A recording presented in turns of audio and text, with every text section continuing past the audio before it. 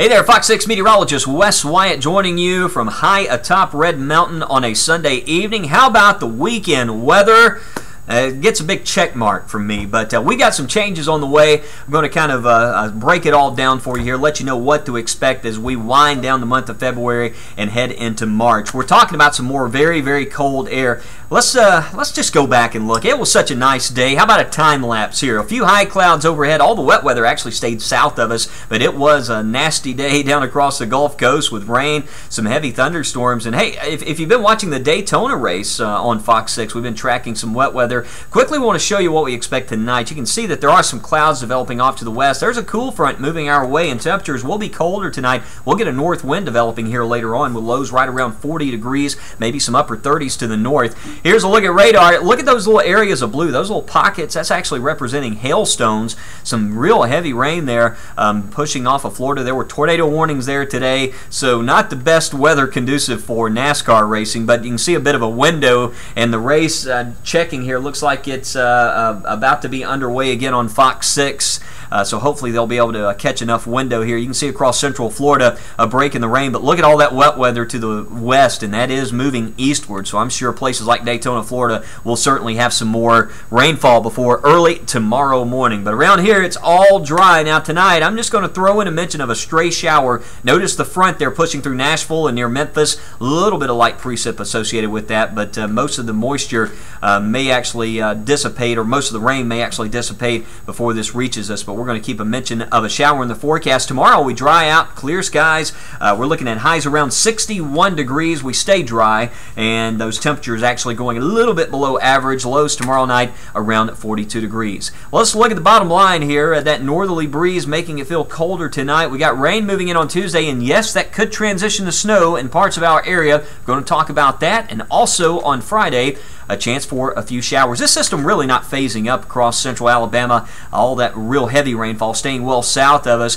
But as we look at the water vapor image, I really like this map. It does a good job showing the upper air winds here. You can see we got definitely a split in the flow pattern. Northern branch of the jet stream, southern branch of the jet stream, and this southern branch is what's really keeping most of that wet weather there off to the south of us. We'll have some more energy rolling along, which should reach us around the Tuesday time frame. And then what happens is the northern branch here will actually take a bit of a dive southward, and that Arctic air will be paying us a visit once again. I want to show you something. Let me pan the map here down just a bit.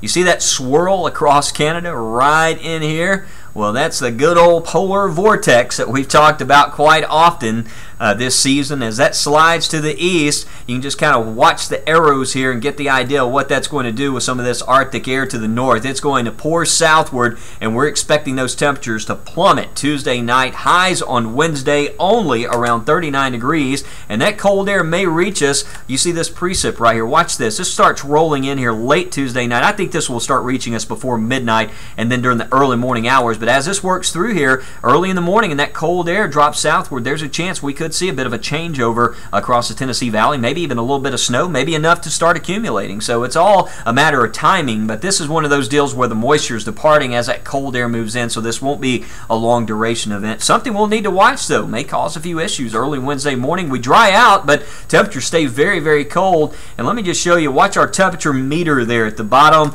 I'm going with the coldest morning on the 7-day forecast. Early Thursday, 21 degrees, maybe some upper teens across parts of the area.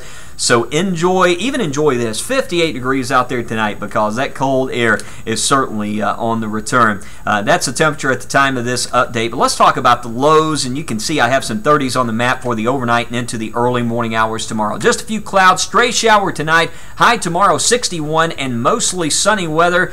Not a bad Monday, the final Monday of February, and Tuesday, here comes the rain, 62 degrees, but look at the drop down to 39 Wednesday.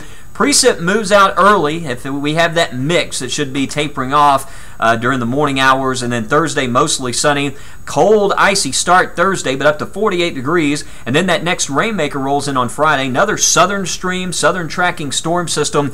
It's going to bring a chance of some wet weather and perhaps a few elevated thunderstorms. Nothing, I really don't think we have to worry about any major severe threat there on Friday, but we could hear a few rumbles of thunder. Good thing about the system on Friday, it's an overnight deal. I really think, Friday night, early Saturday morning, so that should move out and leave us with some fairly nice weather for next weekend, mostly sunny, seasonal for next Sunday. So that is a look at the long-range forecast, and you can see the cold weather is certainly on the way. We'll be talking a lot more about that after the race, after our programming tonight on Fox 6. I hope you'll stay up and join us on the news, and if you have any questions about the forecast, follow me on Facebook. If you're on Facebook, go to facebook.com, just type in Wes Wyatt Fox 6, and you'll find my page, and also on Twitter, you can follow me at Wes Wyatt Weather. Thanks for stopping by the Weather Blog and also myfoxal.com. I'm meteorologist Wes Wyatt. Have a wonderful evening.